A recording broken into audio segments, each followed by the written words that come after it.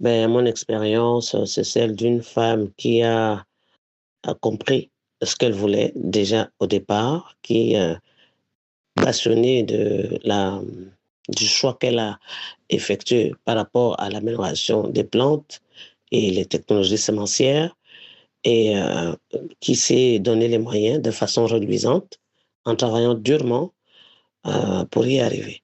Le sujet sur lequel je travaille porte sur, je disais tantôt, l'amélioration des plantes, c'est-à-dire euh, la, la science qui permet aujourd'hui d'utiliser des méthodes, des techniques avec tous les outils modernes qu'il y a pour développer des variétés encore plus performantes, résistantes aux différents stress. Aujourd'hui, on parle beaucoup plus des variétés résilientes qui tiennent compte de tous les changements climatiques qu'il y a, c'est-à-dire indépendamment de l'environnement, ce sont des variétés qui peuvent s'adapter et permettre aux producteurs d'avoir un niveau de production considéré. Donc, c'est vraiment ça notre travail.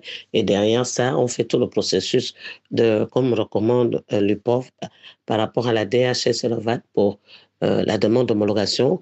Une fois la variété améliorée, nous sommes là pour produire la semence dite initiale qui prend en compte la pré-base, la base et puis assurer la maintenance variétale pour permettre de toujours disponibiliser la semence de qualité aux utilisateurs finaux qui sont les agrimultiplicateurs et les producteurs. Alors, professeur, on sait que vous êtes lancé depuis un moment maintenant à Kougouleu, là-bas. Mais dites-nous, est-ce que vous faites face à certaines difficultés? Si oui, de quel ordre? Nous faisons face à d'énormes difficultés, vraiment énormes, infrastructurelles, financières, ressources humaines qualifiées, équipement,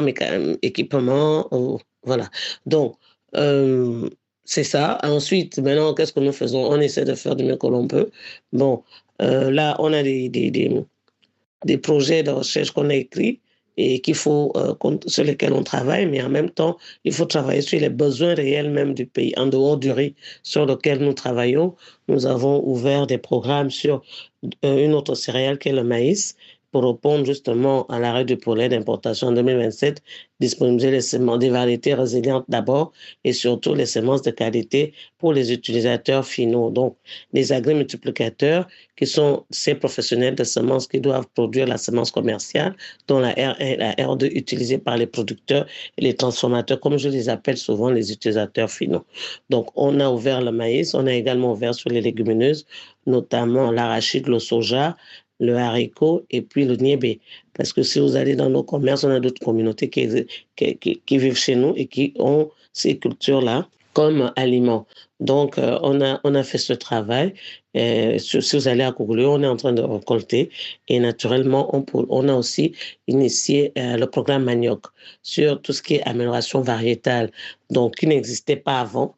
C'est nous qui sommes en train de la mettre en place dans le cadre des activités du programme national de sélection et d'amélioration variétale et production de semences, qui est un programme spécialisé de l'Institut de recherche agronomique et forestière. Professeur Mukumbi, le riz est dans les habitudes alimentaires des Gabonais, ça on ne peut le nier, mais comment faire en sorte que sa culture soit étendue à l'échelle nationale? Bon, en ce qui concerne le riz, je pense qu'au niveau de la recherche scientifique, on a fait ce qu'il fallait, c'est-à-dire qu'on a sorti les variétés qui ont été homologuées par le ministère de l'Agriculture, ces 3 variétés chez Imboma, et par la suite, avec l'appui de CAFACI, nous sommes parvenus à organiser une formation des coopératives agricoles avec les collègues du ministère de l'Agriculture qui sont directement impliqués dans ce travail de vulgarisation.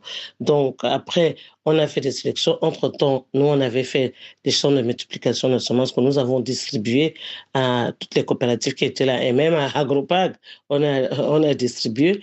Et puis, certains privés, et Sagron, qui est la structure privée qui est au niveau de Chibanga, de Nali, qui est en train de faire du riz. Donc, c'est un travail que nous avons fait et nous travaillons avec le ministère, les collègues du ministère de l'Agriculture. Mais il faudrait que, au niveau du ministère de l'Agriculture, que les gens prennent les choses en main. On ne le ressent pas et il n'y a quasiment pas d'appui. On ne peut pas vouloir développer, sachant que la place que le riz occupe aujourd'hui dans nos habitudes alimentaires, c'est quasiment c'est l'aliment de base même de nos familles respectives.